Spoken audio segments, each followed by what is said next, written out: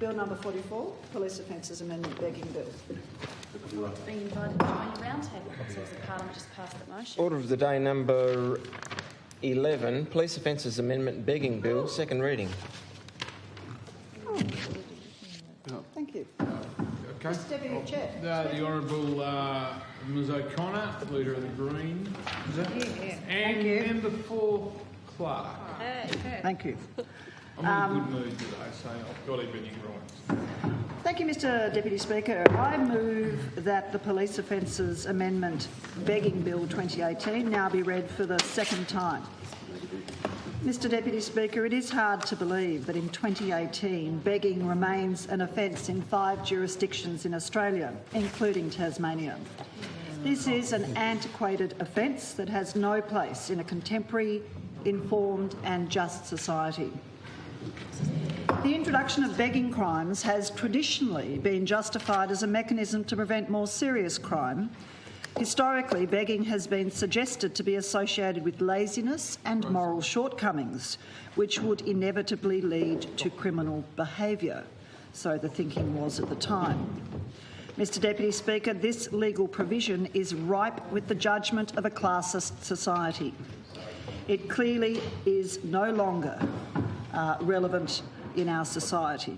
And it's clearly no longer a prevalent view in our society that begging leads to other criminal behaviours. Further arguments, such as the broken window theory, have also been put forward. The theory suggests that begging contributes to a place's disorderly appearance. This signals to potential offenders that law enforcement has weak control and thus elicits crimes. This theory has also been widely debunked. Mr Deputy Speaker, the final rationale for this crime of begging... Sorry, Ms O'Connor, I did, as it was a bill, I forgot that I had to ask whether you wanted to vote. Yes, I can confirm that. Yeah. And a bill, that's why I didn't ask originally, but do you require a vote? Yes, we do. Okay. Thank you, Mr Deputy Speaker. The final rationale for having the crime of begging in place is one that is less often spoken aloud, but is most likely the true objection of those supporting begging and other vagrancy laws, and that is community amenity. Historically, it's been suggested that begging is a public nuisance. That is an unfortunate, selfish and elitist attitude. It also holds no empathy for those so destitute they feel they have no choice but to ask strangers for money. Mr Deputy Speaker, it's worth noting that the division in this offence falls under that the provision that this offence falls under is entitled drunkenness, vagrancy, indecency and other public annoyances. In the past couple of decades, offences relating to vagrancy, public drunkenness, prostitution and games of hazard have been struck from the Act. This government, when questioned on whether they would repeal this law, replied in the negative, and the only rationale at the time that was put forward was, quote, "We believe there are sufficient measures in place to ensure that disadvantaged people are not unduly caught up in the legal system." Mr Deputy Speaker, in the Magistrates Court last Thursday, there was a Tasmanian person on 5 counts of begging. This law is capturing the destitute. The fact that the offence of begging exists and is being enforced is entirely contrary to this statement made by the Liberals in government in the last term. We also know, as a broad rule, it's not true. Disadvantaged people are decidedly more vulnerable to being unduly caught up in the legal system, as they're more prone to profiling, more likely to be in situations that passively expose them to criminal activities, and less equipped to provide a legal defence. Clearly, this evasive response was provided because there is no legitimate basis to support these laws, Mr Deputy Speaker. None. The crime of begging exists today. It should not, but impoverished Tasmanians are being captured by it. Even if we accept arguments that have been put forward as factual and look at these laws with cold, hard pragmatism, the realities do not stack up with the intent. If we accept the argument of public amenity as legitimate, these laws still do nothing to prevent begging. Begging is a last resort, and people will continue to beg through lack of available options. If anything, financial sanctions only further impoverish people and drive people to seek financial aid. For the same reason, even if the broken windows theory was accepted as factually sound, the offence of begging does nothing to resolve the situation. And, Mr Deputy Speaker, as the law currently stands, of course, someone who is found guilty of begging faces a fine of up to $815 or 6 months in prison. The lack of logic there is quite breathtaking. If a person is so destitute they're asking strangers for money, how are they going to find $815? And are we not then saying to that person, well, if you can't find the money, you can spend some time at Risdon? That is no response, Mr Deputy Speaker, to poverty. Even if we do accept that begging naturally predisposes people towards crime, it does not justify the inclusion of begging as an offence. There are many socio-economic and behavioural factors that can predispose people towards crime. We do not, as a society, prosecute people based on these factors for preventative reasons. Even if we were so inclined, incarceration for minor offences increases the risk of reoffending in a more serious manner. Mr Deputy Speaker, the inclusion of this offence in statute is a relic of an unjust society. There is no public safety, moral or practical justification for begging to remain an offence. The Police Offences Amendment Begging Bill of 2018 will amend the Police Offences Act of 1935 to ensure that begging is no longer an offence in Tasmania. The bill is straightforward and simply removes subsections 1 and 1AA in Section 8 of the Police Offences Act of 1935. Sections 1 and 1AA set out the specifics of the offence and the penalty respectively. Mr Deputy Speaker, fortunately, prosecution for begging appears far less prevalent than in other states such as Queensland, which has seen between 179 and 293 cases each year since 2009. In Tasmania, to our understanding, there have been 3 cases resulting in sentencing since 1 July 2013. Of these cases, 2 received probation orders and 1 received a partially suspended sentence of imprisonment. All the individuals involved faced multiple charges, and it is unclear what other offences may have occurred. However, due to all individuals being issued with multiple charges, it is clear that other offences exist in circumstances where the police feel that a charge needs to be issued in order to protect the public. Mr Deputy Speaker, regardless of the circumstances of any of these cases, it is contrary to both the public interest and public sentiment to criminalise the begging element of their behaviour. It is not a matter of public record, however, how many cases there have been that have not resulted in sentencing, nor is the limited number of charges an excuse for inaction and our failure to remove a cruel law from the statutes. In 2017, the Homeless Persons Legal Clinic Law Right published a paper on the crime of begging in Australia which found that the criminalisation of begging has a disproportionate impact on the most vulnerable members of society. There is a strong correlation between the practice of begging and several complex and interrelated individual factors. People who commit the crime of begging do so out of desperation and because their basic needs are not being met. Failure of government services contributes to incidents of begging, including inadequately funded welfare services, healthcare, housing and social security. Fraudulent or aggressive begging is rare and can be more appropriately prosecuted under other criminal offences, and individuals charged are often poorly equipped to defend themselves. Mr Deputy Speaker, that is the evidence of legal experts in this field, and we must heed this, take it seriously and deal with this anachronistic law. Of these points put forward by Law Right, failure of government services to provide for the financially and socially disadvantaged should resonate strongly in the current climate. We currently have a situation where hundreds, if not thousands, of Tasmanians have been priced and squeezed out of the private rental market, and a public housing waiting list at a record high of more than 3,000 people. An average time to house priority applicants of nearly 1.5 years. Mr Deputy Speaker, we can all agree that housing is the foundation of contemporary society and critical for mental well-being, acquiring or maintaining work and earning a living wage. Right now, we have a situation where the government has categorically failed to ensure that enough residential housing and affordable housing, both public and private, exists to house our people.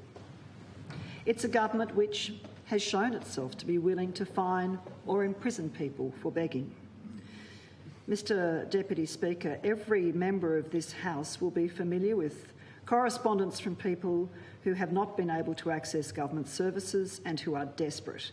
Lately, this is often in relation to housing availability and affordability.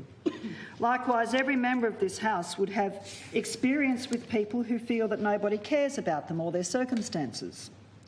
In this place, it is not unusual for all parties to support a bill in order to send a strong message to society. That is when we are at our best, Mr Deputy Speaker. One such example is the tripartisan action on family violence. In 2015, a message was sent to the community that the Parliament and leaders of all political persuasions and both genders do not accept family violence, and that we stand alongside the victims of family violence. Mr Deputy Speaker, I did want to read into the Hansard a very strong letter of support that's come from Community Legal Centres Tasmania and Anglicare Tasmania, which I believe was sent to all members of Parliament on the 16th of October, yesterday, and I have a copy here of the letter that was sent to the Premier. Dear Will, Community Legal Centres Tasmania is writing to urge all members of the House of Assembly to support the Police Offences Amendment Begging Bill of 2018.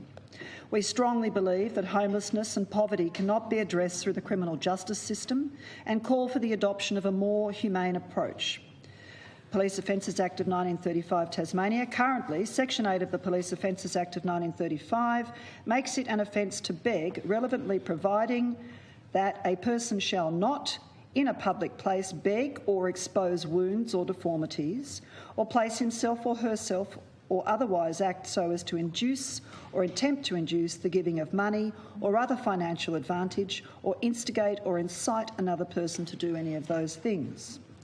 The letter goes on. The penalty for begging is a fine of up to $815 or imprisonment for a term of not exceeding 6 months. The use of fines and imprisonment as a response to begging fails to address the underlying cause or causes of the behaviour.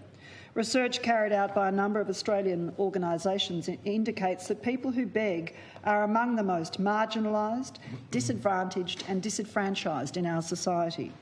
For example, Justice Connect interviewed 30 people over 2016-18 who beg or have begged and published the following results. 77% were experiencing homelessness, 87% had a mental illness, 80% had been unemployed for 12 months or more, 33% had experienced family violence, 37% reported childhood trauma or abuse. Importantly, and I'm still reading from the letter, the research points to begging being an action of last resort, meaning that people beg rather than resorting to more serious criminal offences such as stealing, drug dealing or prostitution. Finally, an argument often raised for the criminalisation of begging is the need for public safety, namely that some persons that beg engage in standover tactics or threatening speech or behaviour. However, the research finds that the incidence of aggressive begging is very low. It should also be noted that there are other offences currently provided in the Act that could address violent or abusive conduct. Our current criminal justice approach disproportionately impacts on persons who are without adequate food, shelter and health care. In criminalising begging, we're also denying them the right to communicate, their need for assistance. We urge you to support the passing of the Police Offences Amendment Begging Bill of 2018, which will also bring us into line with Western Australia, New South Wales and the Australian Capital Territory, who have decriminalised begging. If you have any queries, please do not hesitate to contact us.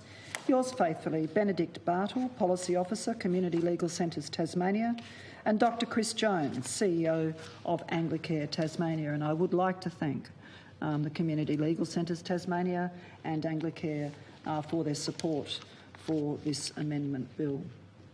Mr Deputy Speaker, today we ask the Parliament and leaders of all political persuasions send a message that we do not victim blame. We do not consider begging an immoral or criminal activity, and that we do care about people in extremely difficult circumstances. Today we ask that a message be sent that we will tackle poverty instead of attacking the impoverished. Yeah. Mr Deputy Speaker, I commend the bill to the House. Hear, hear. Question is that the bill be Second reading. read a second. Oh, Honourable Mr Deputy, Need to would you like to take call? the Or? call. I just wasn't sure if the minister wanted to add it. Mr Deputy Speaker. Look, if no one jumps, I will put the question. So you have to jump. I'm jumping. I have jumped. Consider me jumped. And when you jump, again, I would remind members, please seek the call verbally because it's easy to identify. Thank you, Honourable Mr Deputy Ms. Speaker. Haddad, member for I do understand that. I was simply Clark. giving the minister the chance to were have very the next yourself. say. Thank you. Yeah, no, I just, So on my first occasion of debating a bill in private members' time, I would thank the member for Clark, Ms O'Connor, for bringing on this important piece of legislative reform. taken a bit to get used And to that. it does take a bit of getting used to, and advise the House that Labor will be supporting the bill to remove the crime of Tania's begging from really the Police upset Offences about Act. it. Twitter handle. Good on you. And I stand here in lieu of my colleague Shane Broad, who's the Shadow Minister for Police, and am happy to bring Labor's position to the House on why it is important that this piece of the Police Offences Act is changed. Ms O'Connor expressed very cogently the moral implications of the crime of begging and the ethos that the creation of those kinds of crimes very long time ago came with. And Mr Deputy Speaker, in my mind, the crime of begging or the offence of begging is in that same cluster of crimes that have been removed in recent times, such as vagrancy and public drunkenness, but also very recently, in fact just in this parliament, we've removed the offence of associating with reputed thieves. Hear, hear. And that was a very recent piece Thieves of and law hooligans. reform that was brought on by the Police Minister. And while I had put my views on the way that that was replaced on the record very clearly, nonetheless, that crime, in the way it was written, did need to go. This is another in that series of crimes, Mr Deputy Speaker. It's a crime that criminalises desperation, and it criminalises poverty, which is something that none of us should stand in this place and defend. And in preparing my thoughts on the bill, Mr Deputy Speaker, I decided that I would start to give some information about some of the root causes of why people might be led to the decision to have to engage in begging, asking others in the street and strangers for support. I used to work in the community services system, a system that is designed to support people, but not everybody has the capacity or the ability to go and seek that support. There are hundreds, if not thousands, of Tasmanians who fall through the cracks of those services, and the services are aware of that and heartbreakingly aware. I don't think you'd find a community service organisation in Tasmania that doesn't have some policies and strategies in place of trying to extend their work in the sense of outreach and to do their best to bring into their service the people who are falling through the cracks. And these are the people that we're talking about, Mr Deputy Speaker, in removing the offence of begging from the law in Tasmania. The strongest links between why people beg and the root causes are unemployment, poverty and homelessness. And we know that these things, many of those things have been on the rise in Tasmania, Australia and around the world in recent decades, and that is very sad. Some of the research also indicates strong associations between begging and complex multiple needs or comorbidities, such as mental ill health, drug and alcohol dependency, family violence, problem gambling, physical or intellectual disability. That's right. And sadly, Mr Deputy Speaker, probably one of the more heartbreaking statistics that I found in my research is that the primary purpose of begging, when people have been asked for that primary person, is to fulfil immediate subsistence needs. Food is 88%, accommodation 53% and healthcare 29%. And that's heartbreaking, Mr Deputy Speaker, and I'm sure that most people in this House would agree that the fact that we know we've got community members in our state, in our towns and in our cities who are forced into a situation where they are begging to fulfil those immediate subsistence needs of food and accommodation and healthcare, the base, Mr Deputy Speaker, of Maslow's hierarchy of needs. Mm-hmm. That's so important, Mr Deputy Speaker, not to lose sight of. It's not a career choice to ask others in the street for immediate support. Right. It's not something that people would ever start out in life thinking that they might aspire to. Right. It's a case of desperation, Mr Deputy Speaker, and by criminalising it, we are criminalising poverty and we are criminalising social need. Why do people get to that point in the first place, Mr Deputy Speaker? Well, it can't go by without comment on the appallingly low rates of Centrelink and social security payments in Australia. The single rate of New Start at the moment is $278 a week, Mr Deputy Speaker. That's about $175 a week below the aged pension, and it means that 55% of people on New Start live below the poverty line. The rate of the disability support pension is also considered to be about 10% below the poverty line. So it's not this parliament that looks after the rate of Centrelink payments, but our federal parliament is ensuring that people in Australia, including in our state of Tasmania, are living significantly below the poverty line.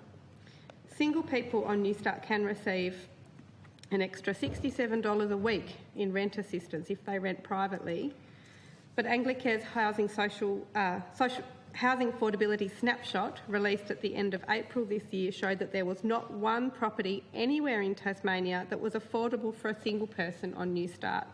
And that's really concerning, Mr Deputy Speaker. We all know there's a housing crisis. There was a housing boom that's been very closely followed on the heels of a housing crisis in Tasmania, Mr Deputy Speaker.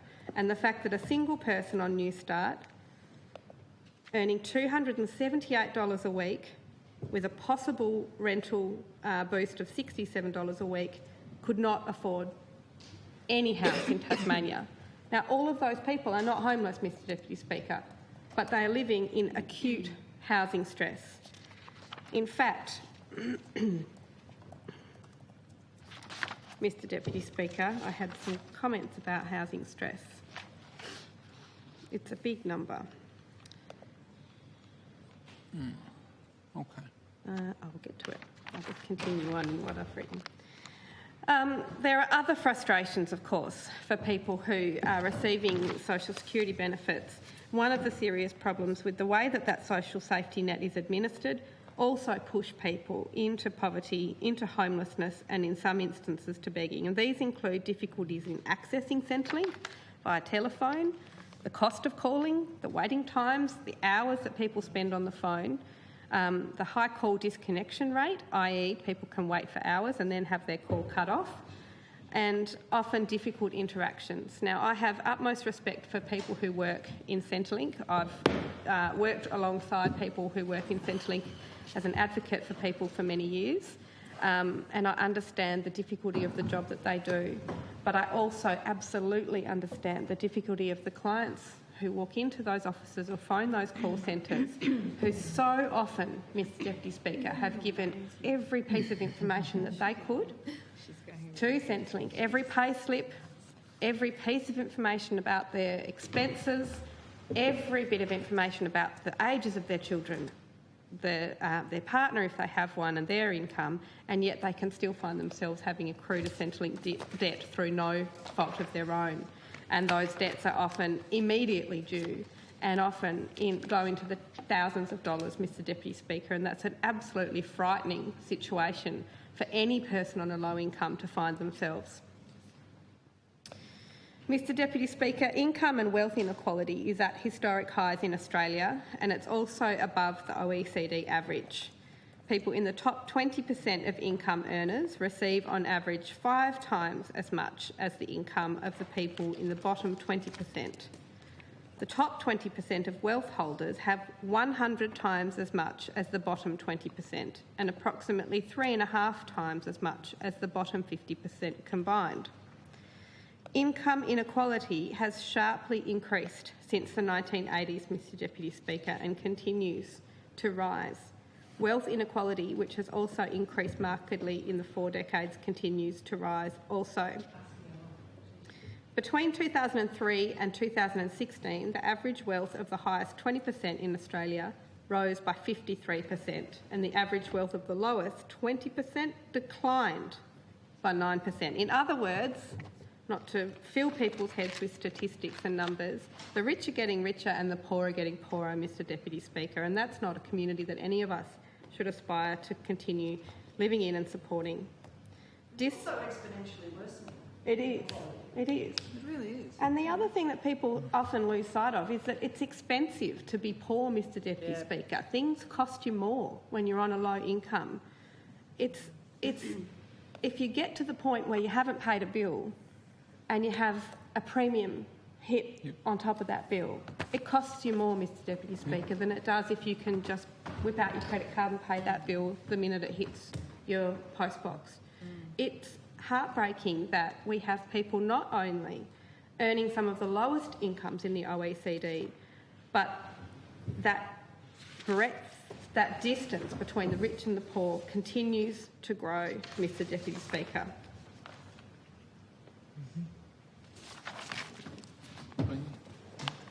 So, Mr Deputy Speaker, in light of that, we found out when I was reading that 1 in 8 Australians, that's about 3 million people, just over 3 million people, live below the poverty line. 1 in 6 children live below the poverty line. And we know that in Tasmania we have some of the worst poverty rates and some of the worst social outcomes as a result of those bad poverty rates. So I would dare say that on those national figures they could be higher for Tasmanians. Many of these people are classified as living in deep poverty. That means that on average their weekly income is $135 a week below the poverty line, Mr Deputy Speaker. And the poverty line is already depressingly low. I would challenge anyone in this chamber, myself included, to be able to live their life and deal with their day-to-day expenses on the poverty line, let alone earning $135 a week below the poverty line, Mr Deputy Speaker. Laura. The proportion of people affected by that is higher in Tasmania because we have the highest proportion of low-income households in the country, and 1/3 of Tasmanian households live on less than $600 a week. I've got friends looking for rental properties right now, Mr Deputy Speaker, and if they're a family of 2, 3 or 4 people, it's pretty hard to find a rental property anywhere in the Greater Hobart region for less than about probably $400, $450 a week. So if those households are living on less than $600 a week, they're going to be in acute housing stress if they can find a place to rent at all.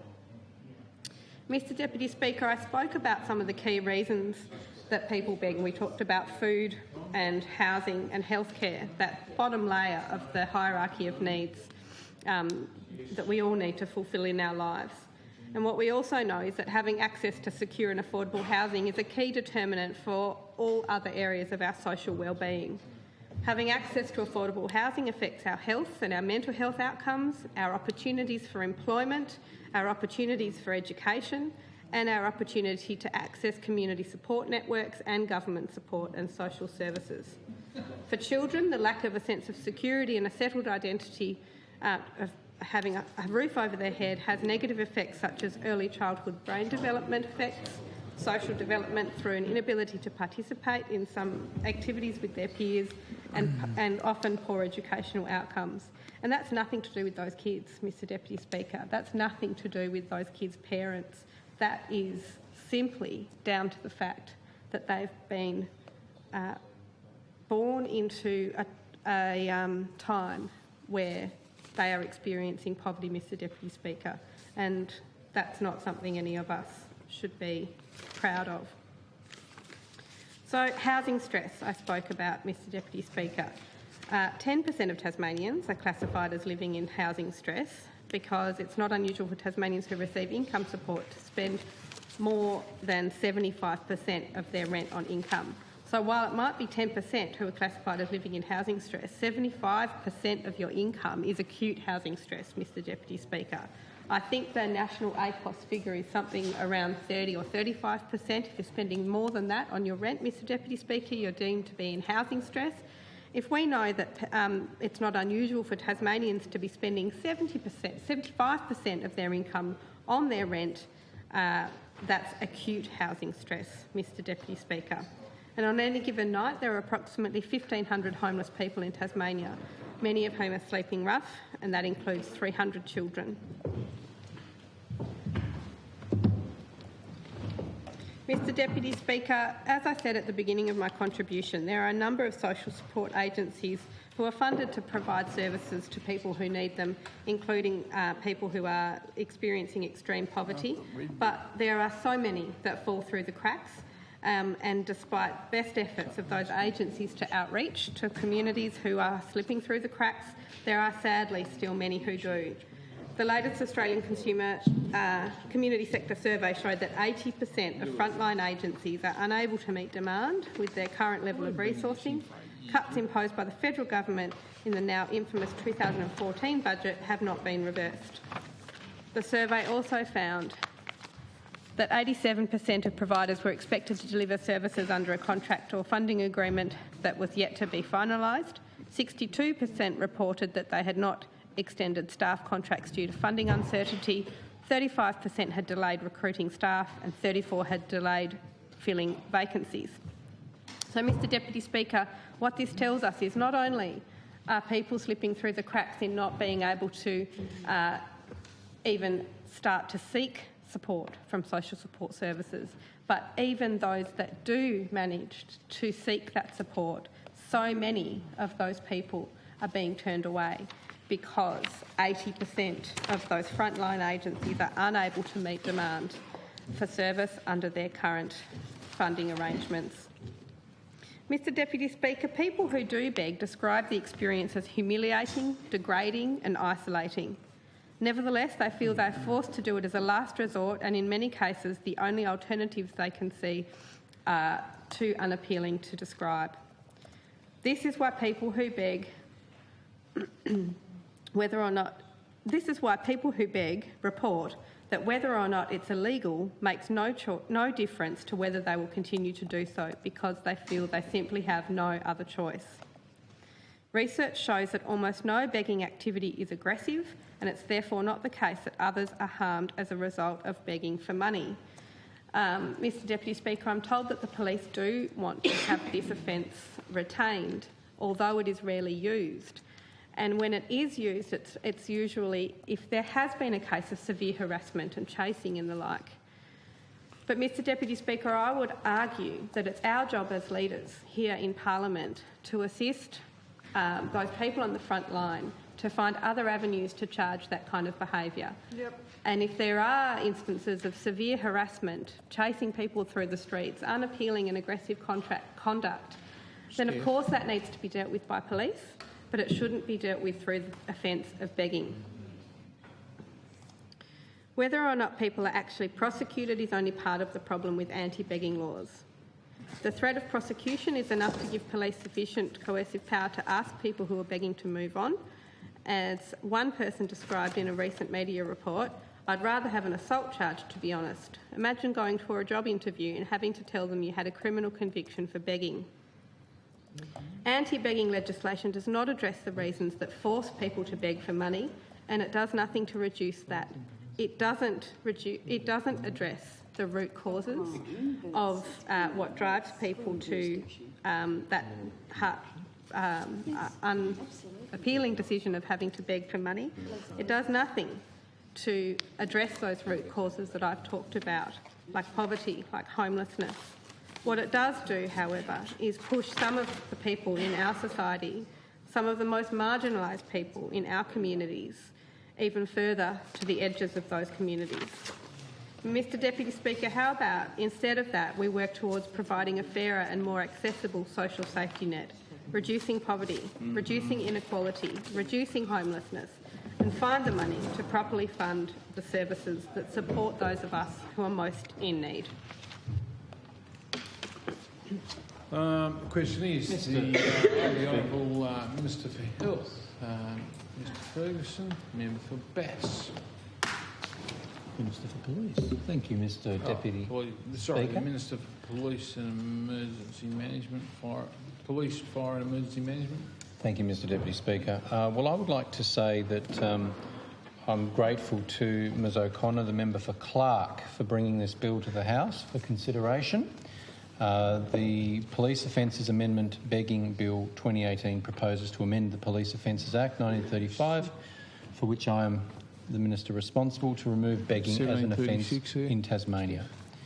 We won't be supporting this legislation today. I'll explain why, and I will also pay a compliment to members who have brought the bill in for consideration, and I propose a way forward. So to amend the Police Offences Act in the way that is proposed by Ms O'Connor is, without a doubt, best of intentions and the right reasons. No doubt the same for why Ms Haddad, member for Clark, has agreed with the bill. Currently, Section 8(1)(a) of the Police Offences Act 1935 provides that a person shall not in a public place beg or expose wounds or deformities, or place himself or herself or otherwise act so as to induce or attempt to induce the giving of money or other financial advantage, or instigate or incite another person to do any of those things. The maximum penalty for this offence is 5 penalty units, which I'm advised equates to $815 currently, or to imprisonment for a term not exceeding 6 months. Plainly, as I have read that and others have read it for themselves, they can plainly see that the current Section 8(1), subsection 1 of the Act is more than begging. It's a broader set of descriptions than the simple act of begging of a very poor and potentially homeless person. I can indicate on advice, everything that I'm about to say is on advice. Begging remains an offence in Queensland, Victoria, the Northern Territory and South Australia. So does that make it all right, does it? Together with Tasmania. Does that make it okay? Please hear me out. Tasmania Police rarely use the offence of begging. They still use it though. Indeed, and I will give you a broad canvas of information which I know you will be grateful for. Police, I am advised, generally respond to complaints from members of the public who are confronted by beggars. And my advice, and I'm pleased with the advice, to receive it, Tasmania Police are not actively investigating this offence. I suspect, Ms O'Connor, you're not surprised at that news, neither was I. I was pleased at that news. I'm sure that other members of our House here are pleased at that news, because that is a more compassionate approach of our time. Yeah, but we leave that law on the statutes. It's on the statutes, and I'll continue. So occasionally, people who may be called beggars position themselves in a location or behave in a manner that does interfere in the enjoyment of public spaces for everyone. And this can include deterring the public from entering retail premises or intimidating the public in an effort to obtain money, with such intimidation on occasions escalating to violence. Police may either take action in relation to the begging offence or, as is more often the case, provide a direction to the offender to leave that public place for a specified period, with the power to issue such direction being dependent on the person having committed an offence or being likely to commit an offence. So I've listened to some of the arguments already, and I know that data's vitally important here to support our arguments. So I have good advice here from police. In the past 5 years, since 1 July 2013, Tasmania Police have only taken action for the offence of begging on 8 occasions. Now, importantly, with charges and 1 youth caution in relation to 5 specific individuals. So in the past 5 years, Tasmania Police have taken action for the offence of begging in relation to 5 specific individuals. I think that does speak to the rarity that police and the sparing nature that they... Here dragged through the courts because they're in... Let's hear me out, and let's not prejudge what or post-judge cases that we might not be personally familiar with. So with regard to penalties for the offence, courts have significant discretion.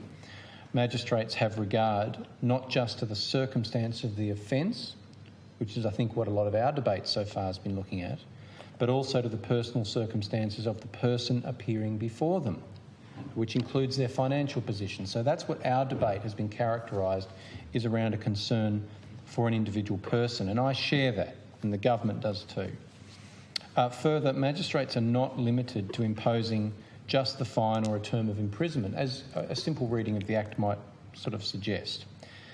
The reason I say this is because of Section 7 of the Sentencing Act 97, which provides the court with a range of other sentencing options. Additionally, persons, and this is important, I think I'll be the first person to bring this to the debate, people charged with begging, if eligible, can have their charge dealt with by way of a magistrates court mental health and cognitive disability diversion list. The intention of the diversion list is to deliver a therapeutic justice approach, not the heavy hand of the law. It seeks to address the issue underlying the offending rather than just focusing on imposing a penalty. The diversion list allows the court to assist persons appearing before them to engage with support services best placed to help in the circumstances. Now, I have described the charging of or taking action against people in regards to this specific offence as being very rarely applied. Indeed, 5 individuals in 5 years. In the rare instance begging comes before the court, the most common sentence is a good behaviour bond or other lesser penalty. So I've got some more breakdown here. Of the 8 matters dealt with for begging, only 4 proceeded to sentence, and the charges only related to 2 individuals due to repeat offending. So I'll be clear about that. 2 people in those 5 years proceeded to sentence. In October 2014, I'm picking up on your earlier interjection, Ms O'Connor, where you said, do we feel happy that people being dragged through the courts? No, but we just need to get a handle on the facts. In October 2014, an individual received a global sentence for begging and other offences. So it was part of a group of offences that were being dealt with. And the global sentence applied was 1 month imprisonment, which was partially suspended. So I don't have to hand what other offences that person was also being sentenced for, but begging was one of those. And in our roles in Parliament here, we can only say that we would respect the decision of the court. This is Dickensian. Yeah, I think you might be onto something there, but I want to come back to that, okay? So in November 2016, another individual received a global sentence of 12 months probation for 3 counts of begging.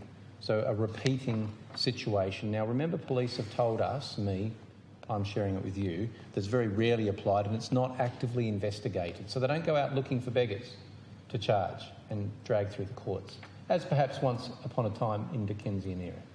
But don't have time. That second case that I've summarised is for somebody who'd been obviously a repeat offender in a way that was obviously disrupting the public peace and safety. Now, also I've got other data, Ms O'Connor and Mr Deputy Speaker, going back a bigger period of time, over 15 years. So I'm advised that the Magistrates Court has finalised 40 charges of begging in the last 15 years. Since 1 July 2003, this involved 21 separate individuals. I'll depart from my notes and just point out that you can see a massive deceleration of active charges So let's strike that provision out. in the latter 5 years. Of these, 33 charges were finalised with the charge being proven and the offender sentenced. So you do say, and you're a good debater, Ms O'Connor, you do say, so let's just deal with the last bit. Well, with respect, I'd submit to you that that might be an argument for not doing that, because these are the very rarely applied cases of charging under this specific offence where you actually do see problematic behaviour that's disturbing the public peace and safety. So this is not intended to sound anything other than sincere. We do understand the legitimate concerns that the member for Clark has on this issue. Had she not brought it before the House, it's a reasonable belief that we might not have given thought to whether it is appropriate in this time. We have picked up on other offences that have been swept away by contemporary lawmaking in this House over those, some 80 years now. Well, it's nearly an empty provision in the Act. Since the Police Offences Act was commenced. In fact, we're very fortunate to have a very, very good resource in the law, or rather nowadays, it is www.legislation.tas.gov.au. I'm sure we all consult it often. As far as I've been able to read from that, and a little bit of quick extra research, there have been quite a range of sections subsections under 8 that have also been repealed over the years. And they include being a common prostitute in a public place, being a male person in a public place at any time between sunset and sunrise dressed in female apparel, to pretend or profess to tell fortunes or use any subtle craft, means or device by palmistry or otherwise to defraud or impose on another person, or even to wander abroad and lodge in any barn, outhouse or shed, or in any deserted or unoccupied building in the open air, not having any visible means of subsistence unless he or she should give a good account of himself. I'm not being flippant about those. Many of these areas are actually picked up under other forms of the law. But you say Dickensian, and I tend to agree. We're dealing with an amendment to an act that's been in place for more than 80 years. Language in it is always open for review, and we have dealt with consorting. And it was a really pleasing outcome to see that we have retained offences against consorting, but we've modernised it and we've used a more contemporary set of expectations around how it works. You're going to tell us you've got a solution here. Yeah. So I do share the concern, though, because my advice is that the current language is still the current construction, and even though it's used in a very small number of cases, very, very small and rarely applied, it's still needed by police, and police have advised me that it is to be not rushed to be repealed. So I want to say a few other things. The government that I'm part of, the Hodgman Liberal government, is committed to alleviating poverty in our community. We believe that investment needs to be made in services to ensure that there are less people in the community that find themselves in impoverished situations that might lead them to feel that they need to beg. The government tackles poverty head-on by addressing the underlying causes, while also ensuring support and safety nets are in place for those in need. We did take a strong suite of commitments to the election to support health, education, those in need, and to support our community sector. And we believe that every Tasmanian should be able to have a roof over their head. The government is working hard to reduce the causes of homelessness and to ease housing stress across our state. The government is actively responding through our affordable housing strategy, supported by our current action plan, and that's about assisting over 1,600 vulnerable Tasmanian households by June of 2019, including the supply of more than 900 affordable lots and homes. But we know there's a lot still to do. That's why we're investing $125 million into stage 2 of our strategy, taking our total investment into affordable housing to almost $200 million over 8 years, something I know to be a record.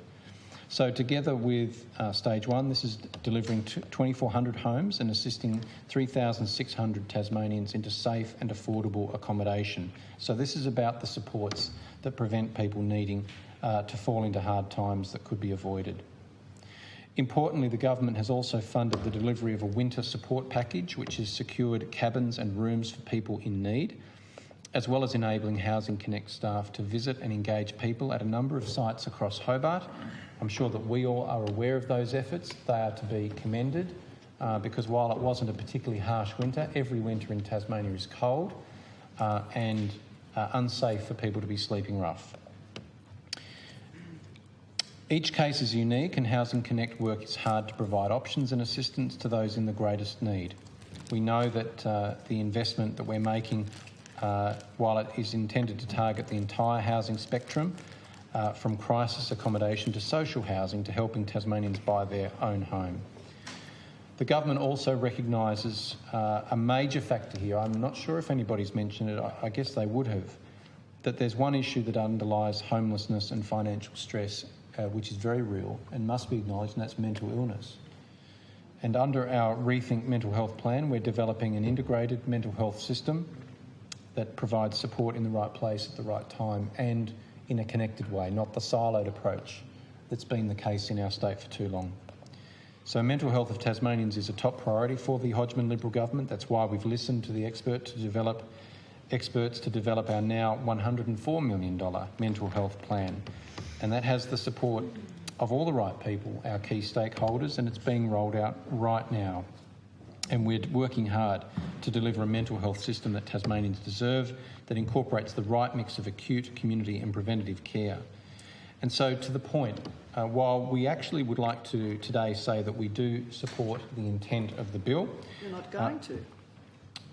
No, please don't verbal me. While we do support the good place that you're coming from in bringing this bill to the Parliament, please also respect what I'm saying. Take law reform. We ask you to also respect, as we do, the advice from Tasmania Police. I have been a minister. No, I know you. Yeah. You know that. We ask you to support and respect the advice from Tasmania Police, as we do, that while the offence is rarely used operationally, it is still nonetheless considered important.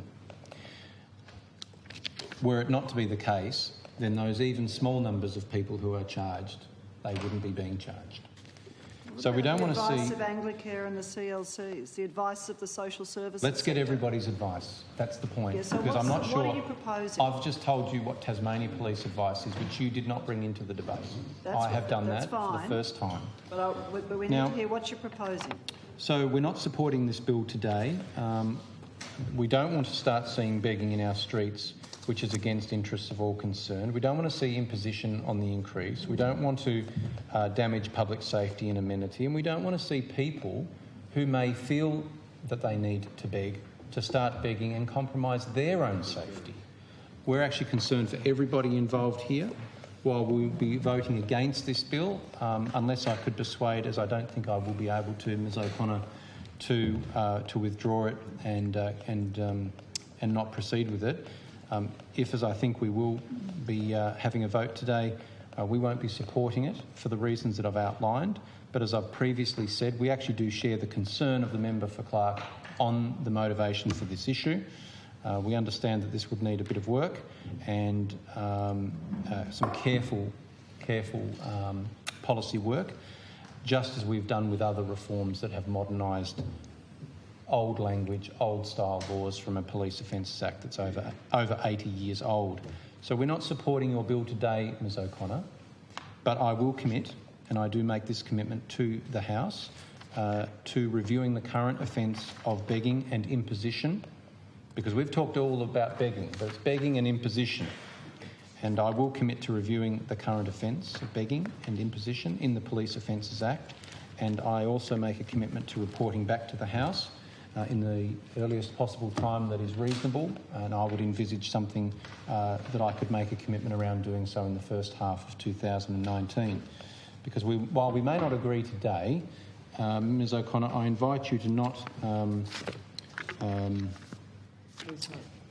react, because we want to perhaps consider what we can do in this area that is a reform, Had you not brought it to the House, we wouldn't be having this debate, and I wouldn't have made that commitment because you're the first person to bring it to my attention.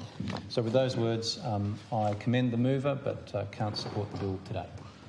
The Honourable Ms O'Connor, member for Clark. Thank Leader you. of the Green. Yep, Leader of the Greens. Thank you, Mr Deputy Speaker. Well, Minister, I see what you did there. Mr Deputy Speaker, it is Anti-Poverty Week.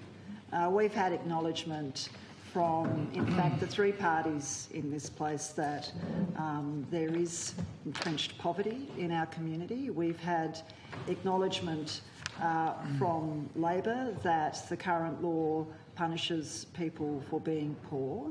We've at least had an acknowledgement from the Minister that there is potentially implicit unfairness in this provision. Am I beverballing you? Unduly? Look, I think it needs modernising. Okay.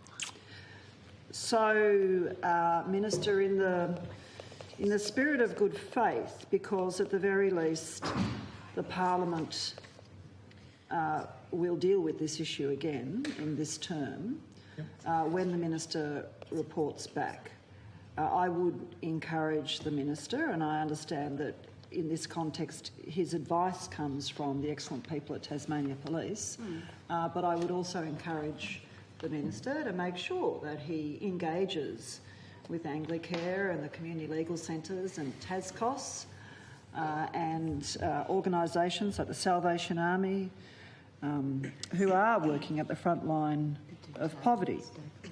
Mr Deputy Speaker, it's really important. So the Minister, I just heard a cross conversation there. The Minister has agreed, yes, he will consult with those key stakeholders because it's really important, and we've all touched on the human dimension of this issue. It's really important that we hear the voices of people who are experiencing poverty and homelessness, people who are working at the front line, and Tasmania Police. And I acknowledge what you said, Minister, about 40 people being captured by this provision in the past 15 years, only 5 in the last 5 years.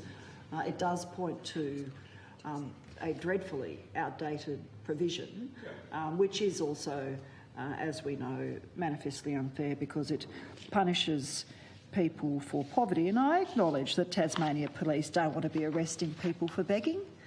You know, which decent police officer would want to do that? And there are a number of areas of law where I think Tasmania Police makes an informed judgment about how much human resourcing will go into examining potential criminal offences or breaches of the law, and one of them is obviously young people smoking cannabis, for example. I mean, the Tasmania Police are not going looking for young cannabis users, but the law still punishes those people as well, and ultimately potentially makes criminals of them under the Drugs Misuse Act, but I deviate. Mr Deputy Speaker, it is disappointing that we can't just deal with this today because the Minister did refer to those areas of Section 8 of the Police Offences Act of 1935 that had been removed, and some of them, as we know, are quite colourful. And in fact, this is the section of the Police Offences Act that criminalised cross-dressing men who were transgender people, and for offences and charges and convictions under this provision, this Parliament has apologised for these past convictions. Ms O'Connor, I put on record that we would do targeted consultation in line with the names of the groups you mentioned. Thank you. Thank you very much.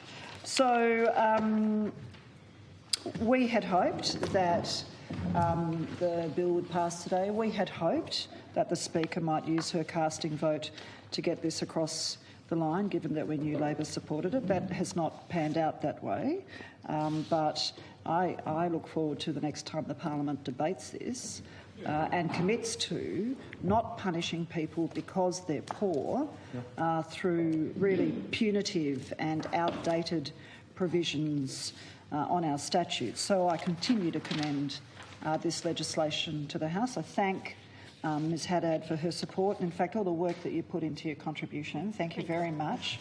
I hope you are the next Minister for Police. Order. Order. The question is that the bill be read a second time. Those of that opinion say aye. Aye. To the contrary, no. No.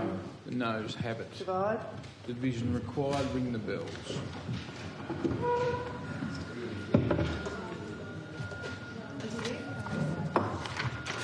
Well, you got that wrong.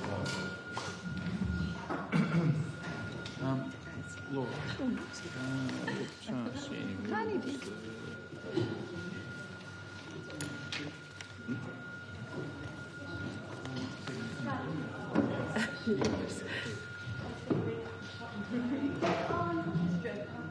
I think one of the issues here is that it's really getting in front of people and saying, that's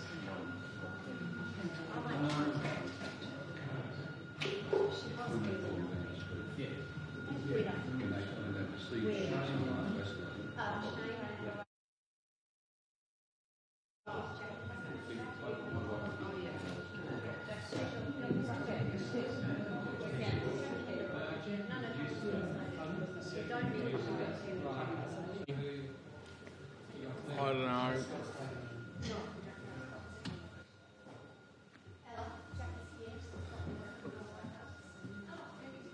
So yeah, that was yesterday. Yeah.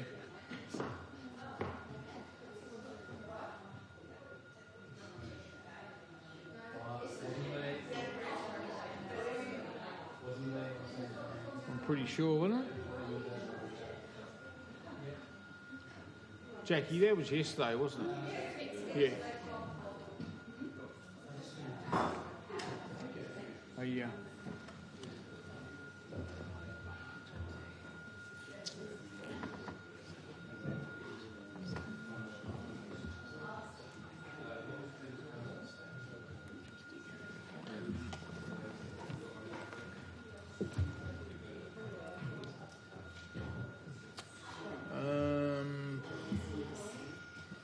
Warminger. Gutters is at a funeral. Greens are happy.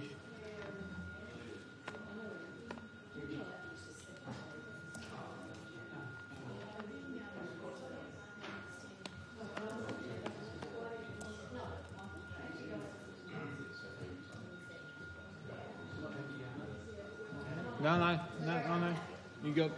You got 5 minutes. No, fine. That missing one. No. It's only one. This could be disturbing. We've still got time to speak. Yes, 5 minutes, I think. Is it 5 minutes for the division? Yeah. No, we'll 3 minutes? Yeah. when the sand hits the hourglass, we put the question. You are really speeding.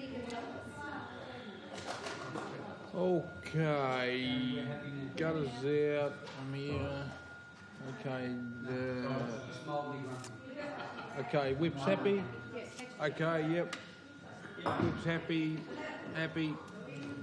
Order. Lock the doors.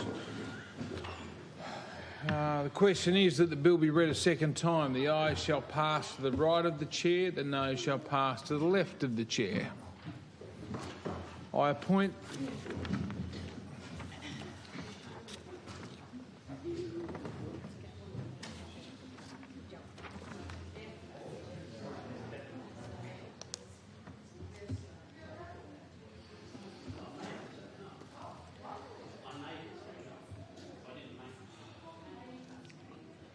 Okay, I appoint the Honourable Mr Bacon, the teller for the ayes, and I appoint the Honourable Mr Shelton, the teller for the noes, and I ask the Honourable Minister, Mr Jens, to be the Assistant Whip. Thank you, sir.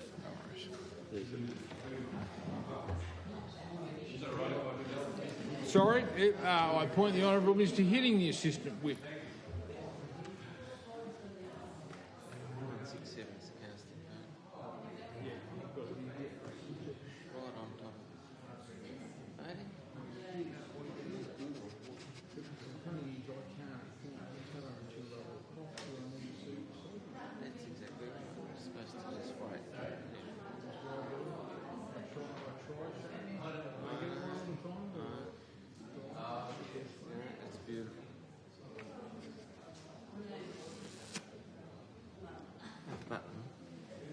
What's that?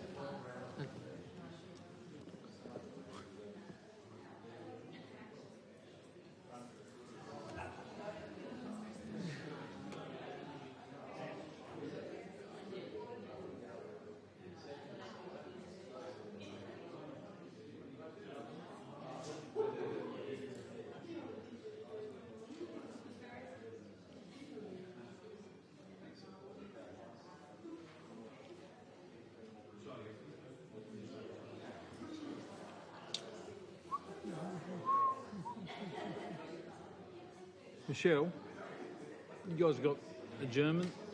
Yes. So I won't do a runner. It's okay. It's all right. It's an important aspect. Sorry?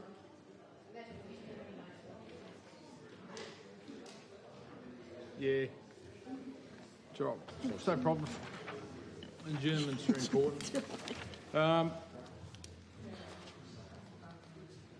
Order. The result of the division are ayes 11 and noes 11. Therefore, under Standing Order 167, I cast my vote with the noes. Therefore, the motion is lost and the bill will not be read a second time. Are there any adjournment items? The Honourable Ms O'Byrne, Deputy Leader of the Opposition.